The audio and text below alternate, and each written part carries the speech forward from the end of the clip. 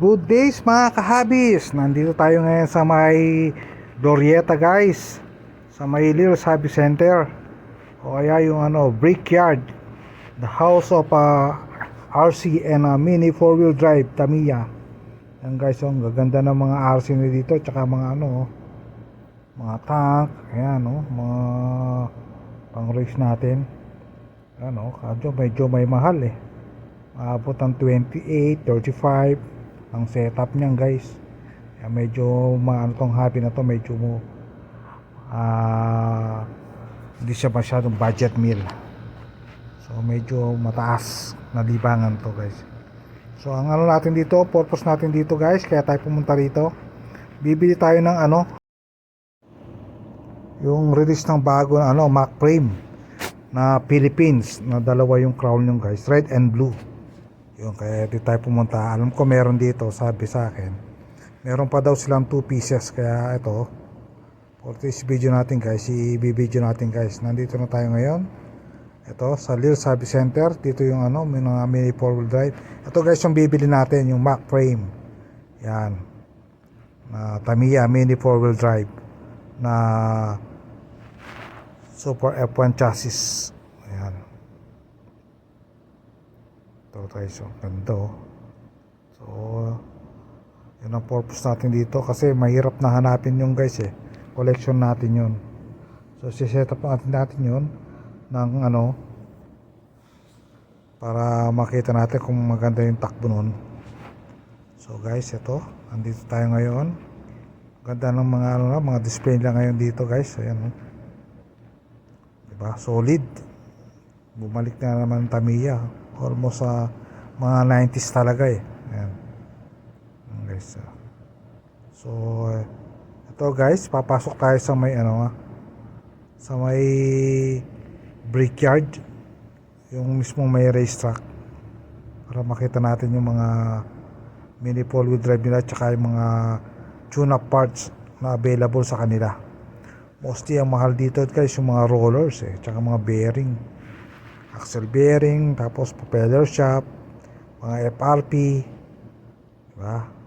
Yung option na lang yung guys yung mga, tapos tsaka yung siyempre yung motor, yun, para mas maganda yung takbo ng natin, kung technical ba o speed race, diba? Para makita natin yung natin. So yun ang pinakailangan natin, tsaka yung battery. Pag ka talaga ng mini 4-wheel drive, medyo magastos itong hobby na to. Magkano ba inaabot isang setup ng isang mini 4-wheel drive? I think for today sa budget 8,000, 4,000, 5,000 isang setup. Yan, mga pang racing sa mga diba? Talagang to yung distributor ng Tamiya, si Little Hobby Center. Dito makikita yung mga binibuild na mga tune-up parts. Ayan, ang gaganda mga RC, Ferrari ganda nya diba? Solid ang mga display nila dito guys. Ayan. Natin dito, ayan, may Porsche 934. Ayan. So ito, sa kabila tayo pupunta guys. Ito yung deals. Ito, nandito na tayo sa loob ng dito maayos yung yung setup ng ng rack nila. Maano mo yung MA chassis, yung mga yung mga cars yung na MA chassis, makikita mo na kaagad. Kaya maayos yung nila dito, yung mga nasa rack nila, mga sasakyan na Tamiya kit. Yan, ito. Ayan, tapos ito yung back frame na Philippines Special Cup. Yan ang bibili natin to guys. Tapos meron pa ditong yung Mac frame na yan, Fighting Korea na red, di ba? Ang ganda. Tapos meron silang normal, yan, yung Mac frame na normal. Yan, ganda kasing takbo nito guys, yung Mac frame na to pag sa track, solid. Stable siya, hindi siya masyadong hindi siya tulad ng ibang car na FNA chassis na ito madali siyang i-setup. Tsaka iba na yung nila, yung setup ngayon ng mga 4-wheel drive, hindi katulad noon. So ito guys, yung sa kabila naman tayo, ito yung mga ibang kit na naman, hindi siya front motor. Yan, ito yung mga animals na mini 4-wheel drive.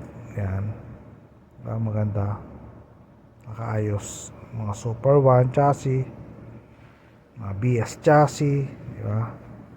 Kita mo dito yung iba-ibang klase ng chassis, na MA chassis. Ito guys, solid. Ang dami na na-stock guys. Hindi ka maano dito. Ang gaganda diba? Kung talagang fanatic ka ng mini 4-wheel drive, alam mo na kung saan ka pupunta guys. Dito makakapag-race ka pa, check mo yung car mo kung stable sa trunk. Pag bumili ka, i-build mo rito, wala namang problema. Para maano mo yung mini 4-wheel drive mo kung ayos yung takbo. Ito guys, ang dami lang kit, Tamiya kit. So nandito naman tayo sa may mga tune-up parts nila guys. Itong nakakabinet ito guys, ito yung mga tune-up parts na sinasabi. Andyan yung mga FRP, yung front and rear, tapos mga ibang accessories. Yan, mga rollers, tsaka mga mga motors. Tapos yung mga mags na gusto mong kulay, di ba? Dito makikita lahat yung guys sa tune-up parts. Tapos kasi nakalock to, pag may kailangan ka, mo lang sa sa sales lady o sa salesman dito. Sila nang kukuha kasi nakalock di ba? Ayan, mga rollers dito medyo mahal. Ayan dito, ito yung mga motor, ayan, marami. Tapos sa kabila yung mga chassis na multicolor kung anong gusto mo.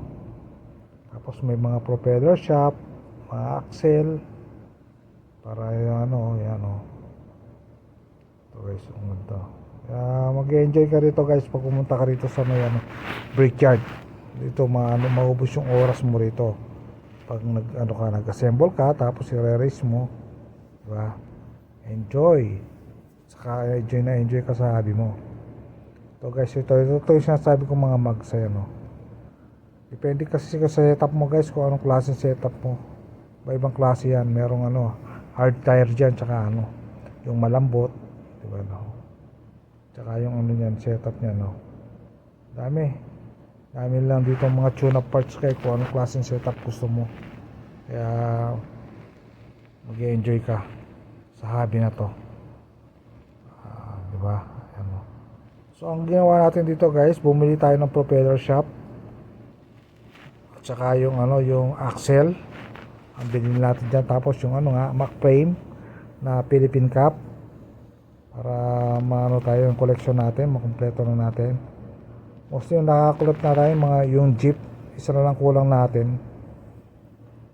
Yan, diba? Napaka rito guys, yung rito, ang ganda ng race track na dito guys. Pag ito yung mga table guys, so pag magbibuild ka, yan yung ito yung kabila naman. Ito yung mga sa RC naman to guys, yung mga tune-up parts ng RC. Yan, tapos ito yung cashier, dito ako magbabayad. Yan,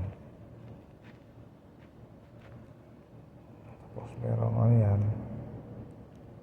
pwede kang mag Gcash, tsaka yan guys. Ito na guys, kukunin natin, babayaran na natin yung in-order na natin na yung Mac frame na Philippine Cup, tsaka yung propeller shop na natin, tsaka yung screw head pala, nakalimutan ko. Kaya yun ang mga natin ngayon, ang nabili natin dito sa may backyard sa may Makati.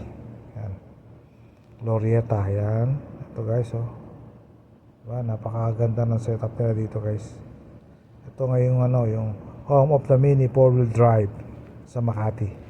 Meron din guys sa may Quezon City, sa may yun, Wilcon, sa may Wilcon yun. Doon ako dati nakabili guys, pumunta ako doon.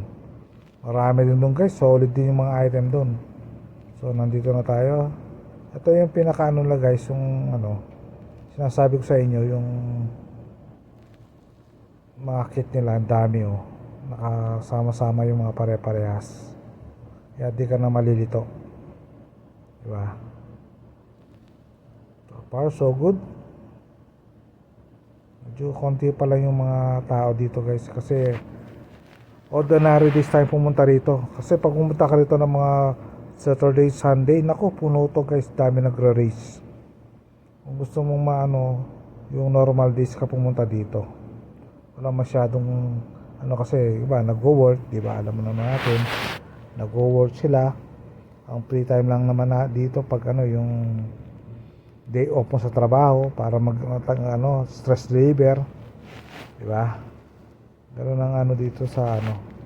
Ito, meron tayong nakita ano, Magnum mo. Magnum Saber, tsaka ano. Di ba? Ganda. Mga ano na to guys, mga rear na to. Ayan oh. Magnum Sabers, tsaka yung Sonic, di ba? Ito yung mga rear ng ano, Let's Go, yung sa cartoon guys, di ba?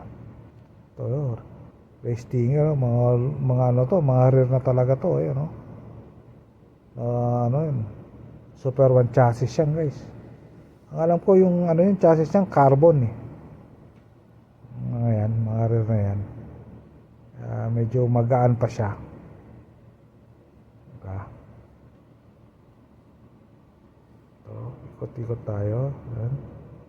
Ito guys, maano mo rito nila yung ano, yung